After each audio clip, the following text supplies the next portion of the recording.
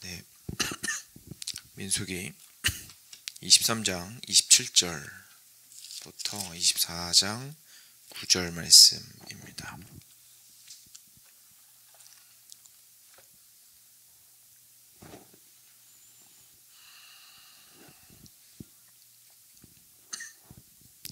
네, 같이 교독하겠습니다. 제가 먼저 한 절 읽겠습니다. 발락이 발람에게 또 이르되 오라 내가 너를 다른 곳으로 인도하리니 내가 거기서 나를 위하여 그들을 저주하기를 하나님이 혹시 기뻐하시리라 하고 발락이 발람을 인도하여 광야가 내려다 보이는 부올산 꼭대기에 이르니 발람이 발락에게 이르되 나를 위하여 여기 7 제단을 쌓고 거기 숫송아지 7마리와 순양 7마리를 준비하소서. 발락이 발람의 말대로 행하여 각 제단에 숫송아지와 순양을 드리니라. 발람이 자기가 이스라엘을 축복하는 것을 여호와께서 선히 여기심을 보고 전과 같이 점수를 쓰지 아니하고 그의 낯을 광야로 향하여 눈을 들어 이스라엘이 그 지파대로 천막 친 것을 보는데 그때 하나님의 영이 그 위에 임하신지라. 그가 예언을 전하여 말하되 부올의 아들 발람이 말하며 눈을 감았던 자가 말하며 하나님의 말씀을 듣는 자, 전능자의 환상을 보는 자, 엎드려서 눈을 뜬 자가 말하기를 야곱이여 내 장막들이 이스라엘이여 내 거처들이 어찌 그리 아름다운고 그 벌어짐이 골짜기 같고 강가의 동산 같으며 여호와께서 심으신 침향목들 같고 물가의 백향목들 같도다. 그 물통에서는 물이 넘치겠고 그 씨는 많은 물가에 있으리로다. 그의 왕이 아각보다 높으니 그의 나라가 흥왕하리로다. 하나님이 그를 애굽에서 인도하여 내셨으니 그 힘이 들소와 같도다. 그의 적국을 삼키고 그들의 뼈를 꺾으며 화살로 쏘아 꿰뚫으리로다. 함께 읽겠습니다. 꿇어앉고 누움이 숫사자와 같고 암사자와도 같으니 일으킬 자 누구이랴. 너를 축복하는 자마다 복을 받을 것이요 너를 저주하는 자마다 저주를 받으리로다. 아멘.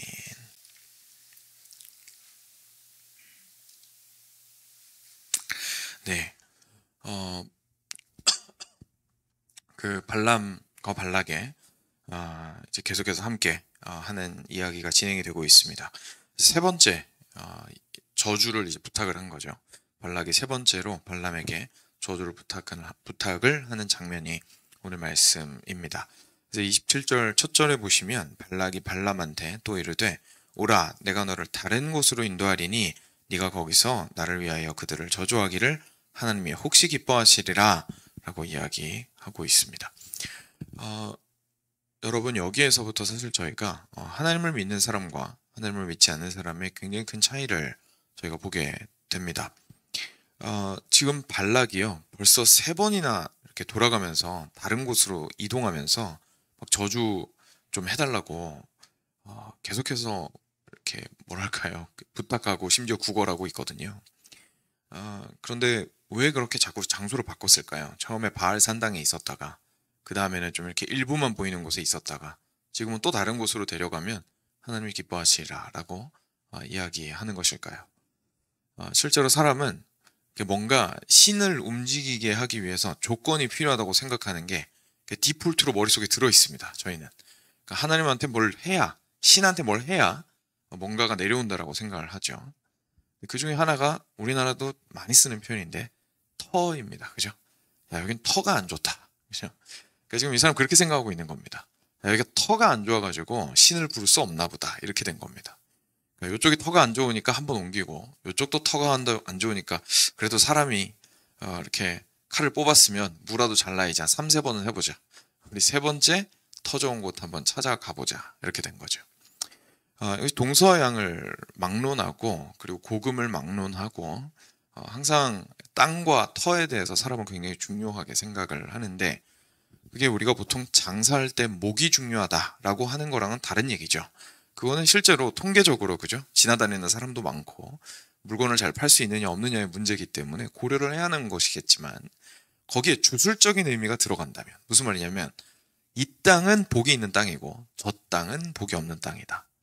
이 땅은 뭔가 문제가 있고 저 땅은 괜찮다 라고 땅 자체에 뭔가 하나님의 복 내리심이 조건 지어질 수 있는, 다시 말해서 땅이 어떠하냐에 따라서 하나님의 복이 오고 말고가 결정된다라는 생각을 하고 있다면 그것은 사실 큰 오해를 하고 있는 것입니다. 우리도 모르게 세상에서 받은 영향들을 우리도 모르게 하고 있는 것이죠. 터는 아무런 상관이 없습니다. 그죠? 하나님과 연관해서는 터는 아무런 상관이 없습니다. 여기에서 지금 발락이 뭐라고 얘기하고 있냐면 하나님이 기뻐하시리라 라고 얘기하고 있죠. 네, 혹시 기뻐하시리라. 하나님은 뜻을 터에 따라서 바꾸시는 분이 아니신데 지금 발락은 그렇게 인지를 하고 있는 거고요. 실제로 우리가 믿는 하나님은 터가 어떻든지 상관없이 당신의 뜻에 따라서 기뻐하시고 기뻐하지 않으시는 하나님이십니다. 그래서 여기서부터 일단 하나님에 대한 이해가 완전히 잘못됐다는 것을 저희가 발견을 하게 됩니다. 그래서 우리 자신의 삶도 혹시나 오해하는 부분들이 있었다면 좀 돌이켜볼 필요가 있습니다. 28절 계속 보겠습니다. 발락이 발람을 인도해서 그래서 이제 광야가 쭉 내려다 보이는 부올산 꼭대기에 이르렀습니다. 발람이 발락한테 똑같이 말합니다. 7제단 그리고 그 위에 7마리 숫송아지와 7마리 순양을 준비해 주십시오. 그래서 이번에도 합니다. 정말 저주의 진심이죠. 그리고 나서 24장입니다.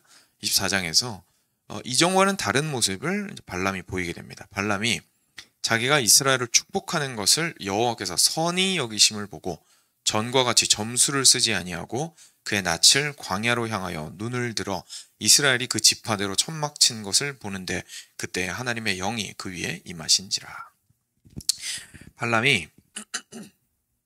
발람이 이전과는 다른 것을 이제 본인도 느꼈고 그리고 실제로 하나님께서도 다르게 역사하기 시작하십니다.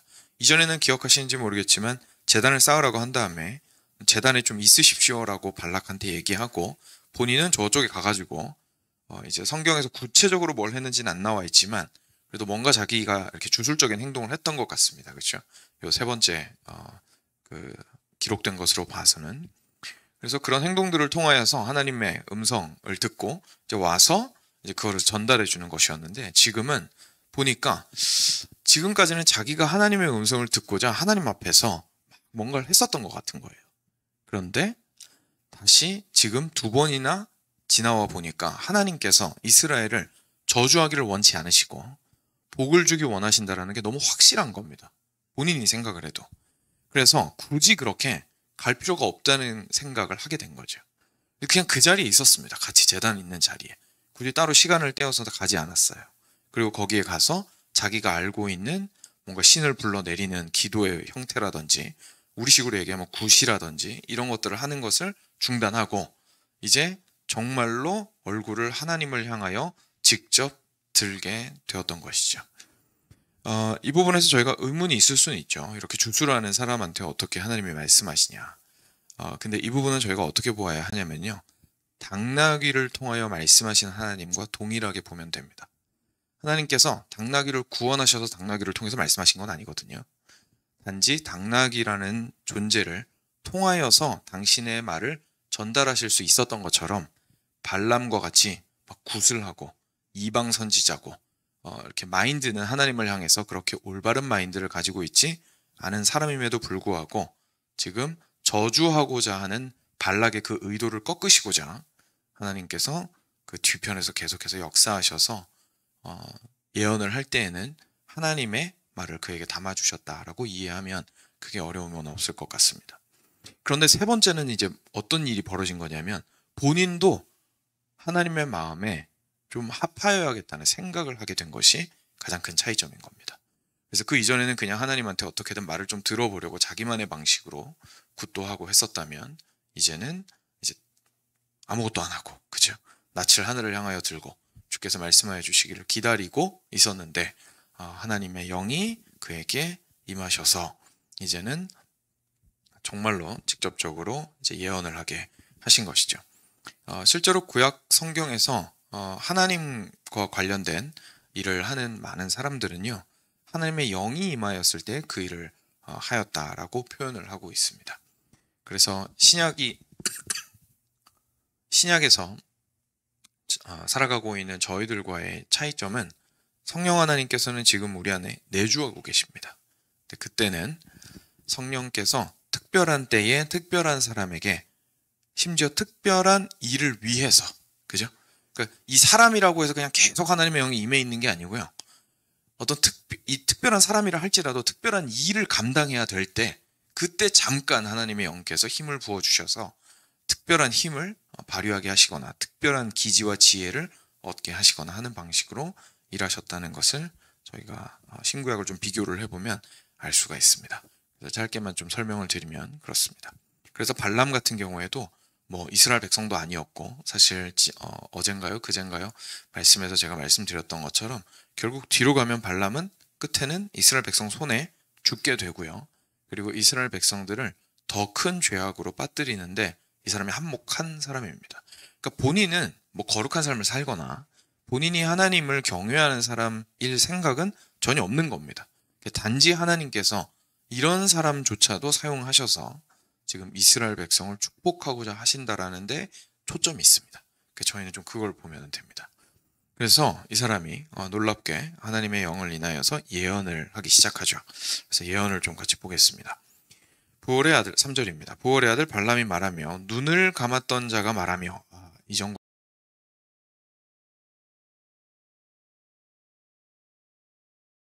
있습니다.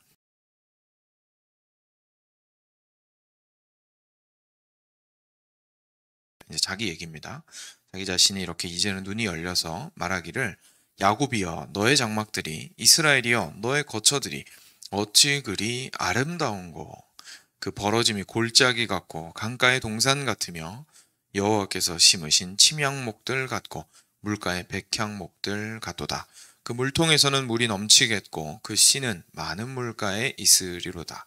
그의 왕이 아각보다 높으니 그의 나라가 흥왕하리로다. 라고 첫 부분에 굉장히 아름답게 이스라엘 백성을 부르고 있는 것을 저희가 보게 됩니다. 이스라엘 백성들 향해서 얼마나 아름다운지, 그리고 얼마나 하나님께서 지속적으로 그들에게 공급해 주시고 지켜주셔서 이들이 참 골짜기와 같고, 이제 골짜기는 물이 흘러서 사람들이 귀한 자원을 얻을 수 있는 곳이죠. 그리고 동산 같고 거기에서 이제 양떼들도 먹일 수 있고요.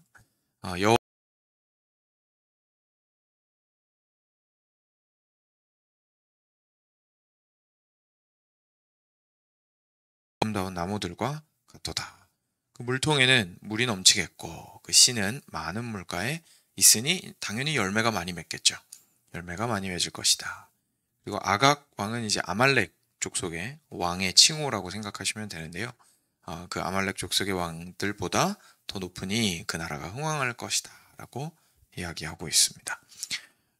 사랑하는 여러분, 이런 말씀을 저희가 볼 때에요, 저희가 조금만 묵상을 해보면 참 놀라운 결론에 도달을 하게 됩니다. 지금 하나님께서 이 이방인의 입술을 통하여서 이스라엘을 향해서 축복의 말씀을 하고 계십니다. 그렇죠? 그러면 이 말은 무슨 말입니까? 누가 이스라엘을 이렇게 보고 계시다는 얘기입니까? 본질적으로는 하나님이 이스라엘을 이렇게 보고 계시다라는 뜻입니다. 저희는 저희 자신을 그렇게 보지 못할 수 있습니다. 하나님께서는 다르게 우리를 보십니다.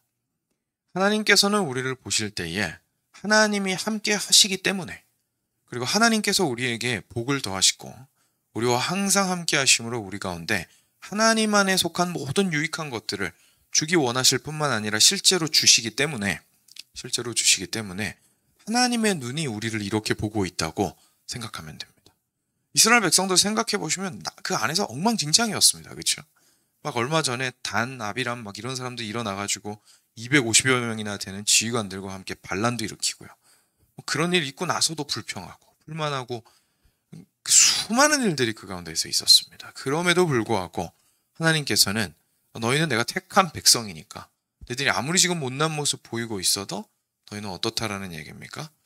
너희들의 장막이, 그 거처가 어찌 그리 아름다운고 라고 하면서 하나님께서는 사랑의 눈으로 이스라엘을 바라보고 계시다는 것을 이 전혀 이스라엘 편이 아닌 사람의 입술을 통해서 하나님께서 말씀해 주시는 겁니다.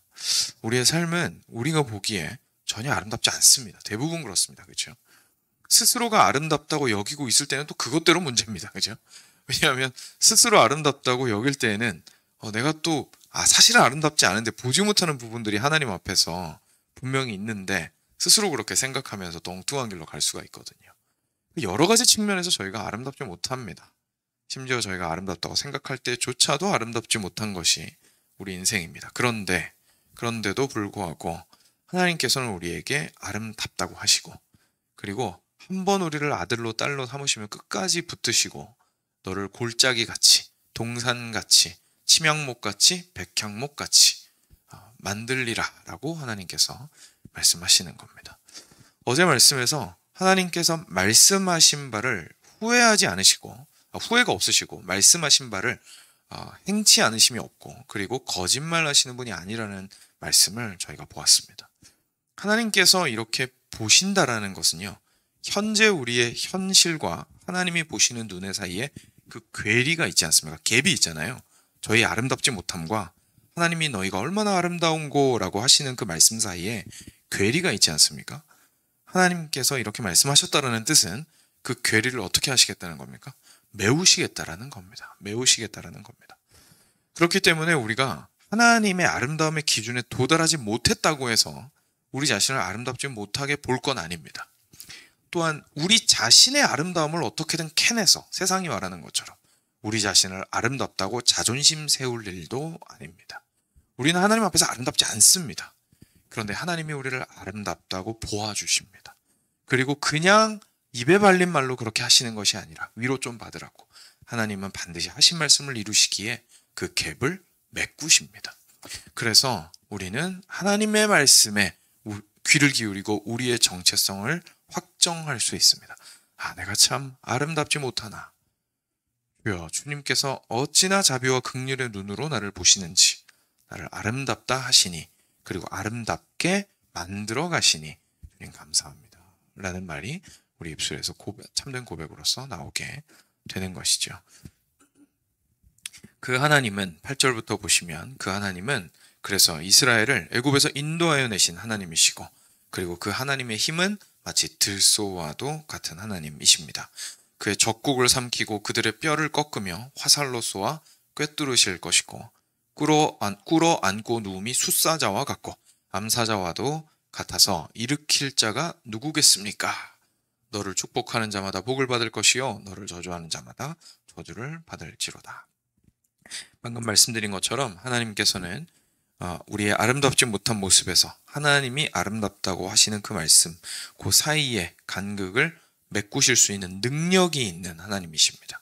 그의 힘은 들소와 같고, 그리고 그의 움직임은 마치 사자와도 같습니다. 하나님께서 움직이시고 포효하실 때에 반드시 당신의 백성을 일으키실 수 있고 구원하실 수 있으며, 그리고 당신을 참된 당신의 아름다운 나라로 인도하실 수 있습니다. 이것은 우리의 삶의 작은 영역에서의 하나님의 도우심에도 당연히 해당이 되고요. 그리고 가장 궁극적으로 마지막 때에 우리가 보게 될 하나님 나라에도 해당되는 이야기일 겁니다. 그래서 이것을 하나님께서 오늘 이방인의 입술을 통하여서 우리한테 말씀해 주십니다. 사랑하는 여러분, 이 아침 저희가 꼭 기억했으면 좋겠습니다. 하나님께서는 당신의 눈으로 우리가 알아채지 못하고 있을 때조차도, 그렇죠? 이스라엘 지금 무슨 일이 일어나는지 전혀 모르고 있거든요. 그냥 산기슭에서 자기들끼리 막 지금 이 일을 하고 있는 중입니다. 근데 하나님께서 이 아름다운 예언을 이스라엘 향해서 하고 계시다라는 사실을 저희가 보게 됩니다. 실제 이스라엘 진영 안에서는 하나님이 굉장히 무서우실 수도 있습니다. 그렇죠? 거기에서 어떻게든 거룩하게 하셔야 되고 만들어 가셔야 되고 당신의 뜻이 이루어지게 하셔야 되니까 좀 무섭게 드러날 수도 있습니다. 그렇지만 실제로 하나님의 마음은, 하나님이 그 진영 전체를 보시는 눈은 어떻게 보십니까?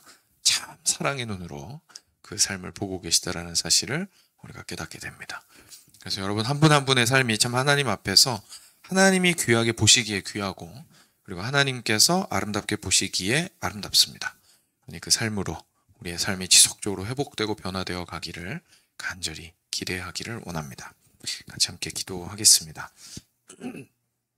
들으신 말씀 기억하시면서 하나님 앞에서 소망과 기쁨을 가지시고 감사와 간구의 기도를 올려드리시기 바랍니다. 함께 기도.